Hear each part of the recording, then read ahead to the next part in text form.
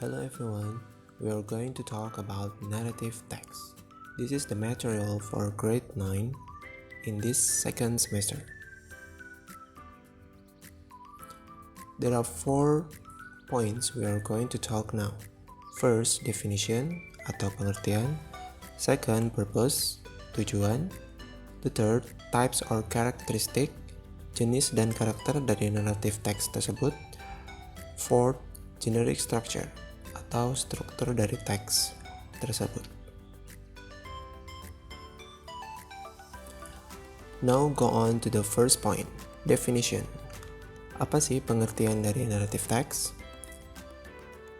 Narrative text adalah salah satu jenis teks bahasa Inggris yang bertujuan untuk menceritakan suatu cerita yang memiliki rangkaian peristiwa kronologis yang saling terhubung. Second, the purpose atau tujuan. Tujuan dari narrative text adalah to amuse or to entertain the reader with a story, yaitu bertujuan untuk menghibur pembaca tentang suatu kisah atau cerita. Go on to the next point. 3 types or characters, jenis dan karakter dari narrative text. There are 4 points that we can see from the character of narrative text. The first is action verb, yaitu menggunakan action verb dalam bentuk past tense seperti lived, tried, didn't, dan lain sebagainya.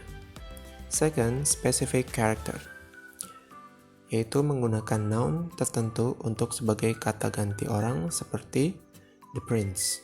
Ini salah satu dari kata yang sering digunakan. The third is noun phrase, yaitu menggunakan adjective yang membentuk noun phrase seperti the most beautiful dress. The last is conjunction, yaitu kata penghubung. Menggunakan conjunction untuk mengurutkan kejadian seperti then, a few days later, finally, dan lain sebagainya. Now go on to the generic structure of narrative text. Ada 4 generic structure yang bisa kita pahami di sini. The first is orientation. Berisi pengenalan tokoh, tempat, dan waktu terjadinya cerita. Siapa atau apa, kapan dan di mana cerita itu dimulai. Second, complication. Yaitu permasalahan muncul atau mulai terjadi dan berkembang masalah yang ada dalam cerita tersebut. The third, resolution. Masalah selesai secara baik, bisa happy ending ataupun sad ending. The fourth, reorientation.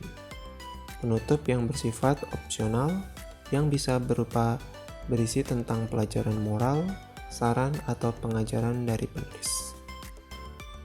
Now, let's find your story. There are some titles of the story. Ada beberapa judul cerita yang bisa kita lihat dari narrative text ini. Yang pertama, fables atau cerita tentang binatang, fox and a cat. Yang kedua, folklore, yaitu cerita rakyat.